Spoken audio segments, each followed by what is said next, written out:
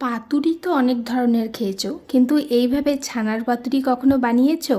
আজকে আমি তোমাদের সাথে শেয়ার করছি কুমড়ো পাতায় ছানার পাতুরি। দারুণ একটা রেসিপি, যে কোনো নিরামিষ দিনে এটা তোমরা খুব সহজেই বানিয়ে নিতে পারো। সবার প্রথমে পোস্ত, সর্ষে, কাঁচা লঙ্কা, নুন আর অল্প একটু জল দিয়ে একটা পেস্ট করে নিয়েছি। তোমরা চাইলে পেস্টের মধ্যে নারকেলও কিছুটা দিতে পারো, তবে আমার কাছে ছিল না তাই আমি আর অ্যাড করতে পারিনি। কোনটা কতটা অ্যাড করেছি সেটা আমি ভিডিওতেই লিখে দিয়েছি, তোমরা দেখে নিতে পারবে। তো তারপরে ছানাটার মধ্যে আমি ভালো করে পেস্ট করে রাখা মশলাটা মাখিয়ে নিয়েছি। এরপরে কতগুলো কুমড়ো পাতা নিয়েছি, তারপর গরম জলে কুমড়ো পাতাগুলো একটুখানি ডুবিয়ে রেখেছিলাম 10 মিনিট মতন। 10 মিনিট পর একে একে কুমড়ো পাতাগুলো তুলে নিয়ে একটা কিচেন টাওয়েলে ভালো করে মুছে নেব, যাতে জল একদমই লেগে না থাকে।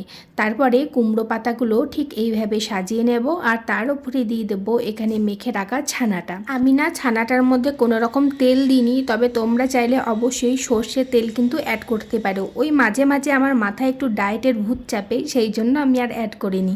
তো যাই হোক, এখানে ছানাটা ভালো করে কুমড়ো পাতায় নিয়ে নিয়েছি আর তার উপরে একটা কাঁচা লঙ্কা দিয়েছি। এরপর পাতাগুলো যখন মুড়িয়ে বাঁধতে যাব তখন পাতা দেখছি কম পড়ছে, মানে মুখটা ভালো করে বন্ধ হচ্ছে না।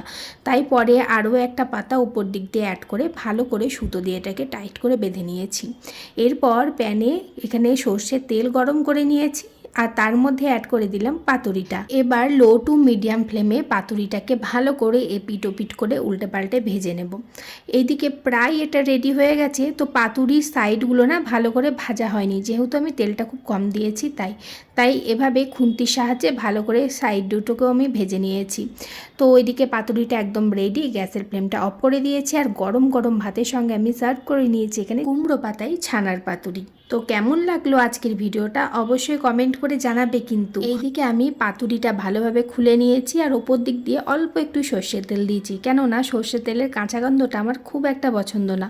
তবে তোমাদের যদি ভালো লাগে তোমরা বেশ অনেকটা ওপর দিক দিয়ে কাঁচা সর্ষের তেল এখানে কিন্তু ছড়িয়ে নিতে পারো। তারপরে আর কি গরম গরম ভাতের সঙ্গে লঙ্কা ডলে ছানার পাতুরি দিয়ে খেতে না অসাধারণ লাগলো।